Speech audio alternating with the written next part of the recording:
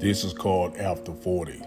So if you're over 40 and you feel like I feel, like society is trying to make you think life is over and done with for you, when we all know you're just really starting to understand life, then you want to listen to this.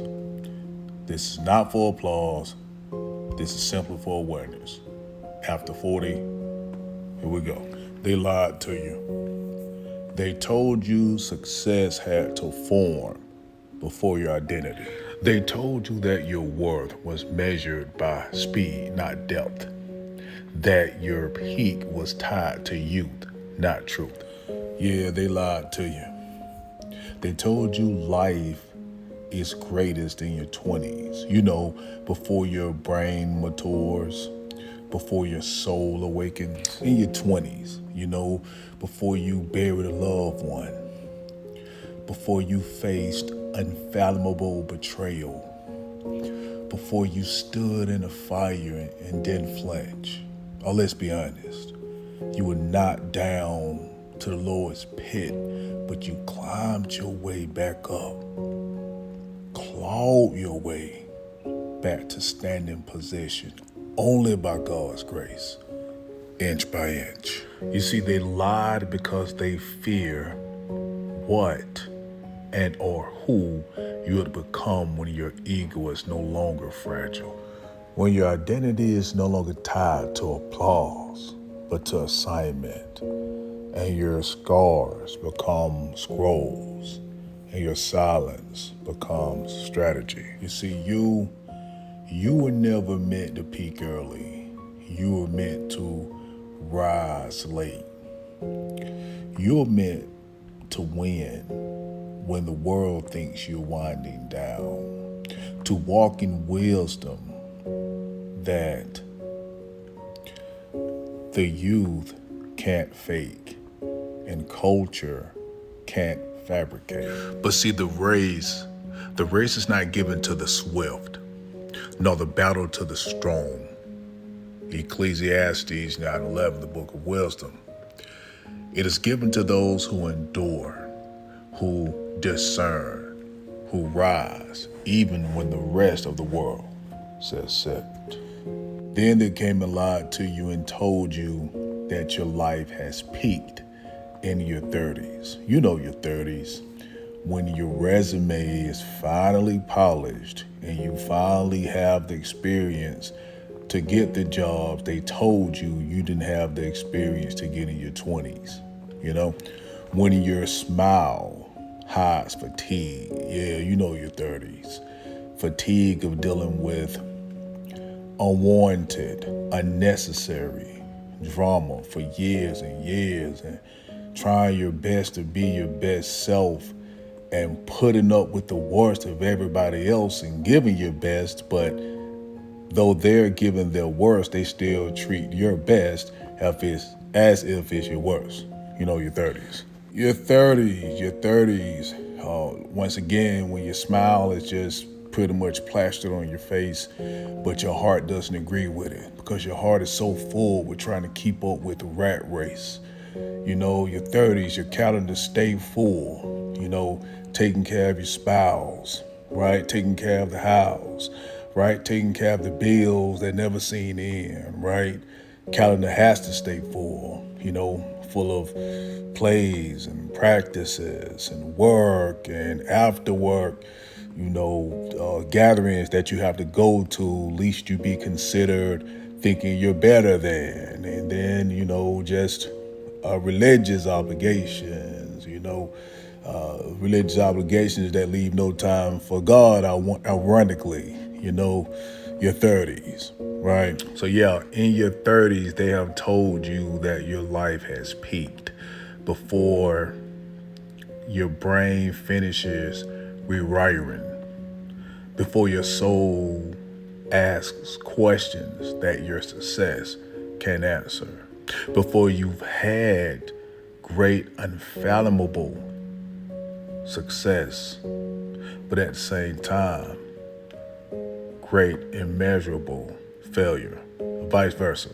whichever one works for you. Yeah, they say life peak in your 30s, they lied to you, because that's before you buried someone so close to your heart. It seems like they took your heart with them. Watching the light drain from the eyes of someone who seemed like they gave you life. And in a lot of cases they did, because it was your parent. And it seems like they took that light and life with them.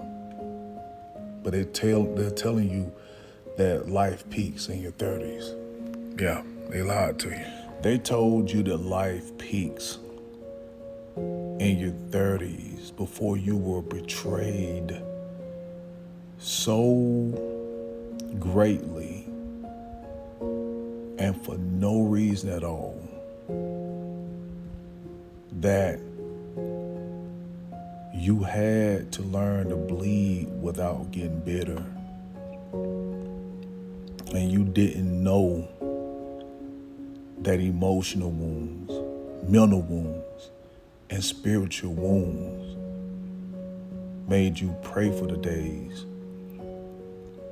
when you had physical ones.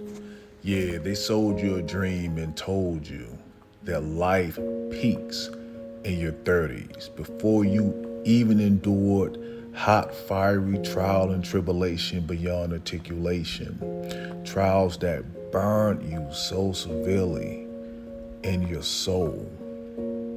You know there's no way hellfire can feel worse than that. And the only reason you didn't quit is because, like them 3 Hebrew boys, you knew who was in that fire with you. They sold you a timeline built on trends, but you weren't made for trends.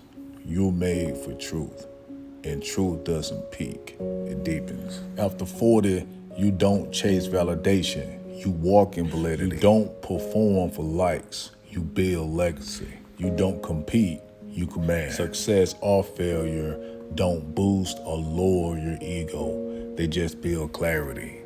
Lessons learned. You recognize patterns faster now because you live through them. You get people more coherently now, despite what they say. You also pay attention to how they move because you realize all is the language, right? And you are more sure of yourself. Both weakness and failure is all you, and you more confidently and comfortably embrace you as a whole now. Rejection no longer detours you. It just confirms the route wasn't yours. Resilience isn't just a buzzword for you or a hashtag. It's your biography, right? It's your motto, right? It's your anthem, right? You have bounced back from what would have broken most. You no longer need to show and prove. You've been there, done that, bought the t-shirt, wore it, washed it, and gave it away. You need to be and build. You don't care what people think.